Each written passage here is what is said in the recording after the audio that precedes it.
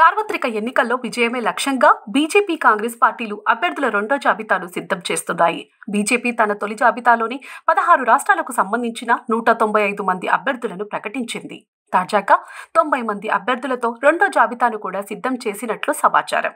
BJP కేంద్ర ఎన్నికల committee సోమవారం ఢిల్లీలో రెండో దఫా భేటీ అయ్యింది. ఈ కమిటీలో ప్రధాని నరేంద్ర మోదీ సహా పార్టీ సీనియర్ నేతలు హాజరయ్యారు. ఈ భేటీలో తెలంగాణ, మహారాష్ట్ర, కర్ణాటక, హర్యానాలోని లోక్సభ స్థానాల్లో పార్టీ తరపున బరిలో దించాల్సిన అభ్యర్థుల పేర్లను క్షుణ్ణంగా పరిశీలించినట్లు తెలుస్తోంది.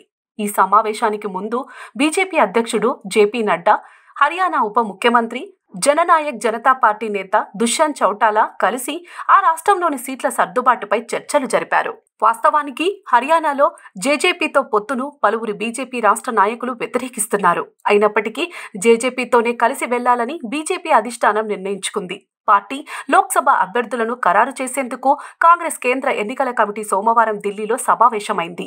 ఈ సమావేశంలో పార్టీ అధ్యక్షుడు మల్లికార్జున ఖర్గే, అగ్ర నాయకురాలు సోనియా గాంధీ, ఆయా రాష్ట్రాల పార్టీ వ్యవహారాల ప్రధాన కార్యదర్శులు, ఇతర నేతలు పాల్గొన్నారు.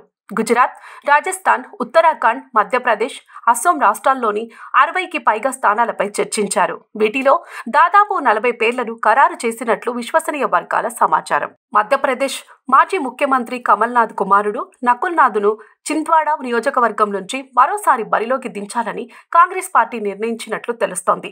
రాజస్థాన్ మాజీ సీఎం అశోక్ గెహ్లోట్ కుమారుడు వైభవ్ గెహ్లోట్ను ఆ రాష్ట్రంలోని జాలోర్ ఎంపీ స్థానంలో బరిలోకి దింపనున్నట్లు సమాచారం. అయితే అశోక్ గెహ్లోట్, సచిన్ పైలట్లు ఈ దఫా లోక్సభకు పోటీ చేసే అవకాశం లేదని అంటున్నారు. కాంగ్రెస్ పార్టీ ఇప్పటికే 39 మంది అభ్యర్థులతో తొలి జాబితాను విడుదల చేసింది.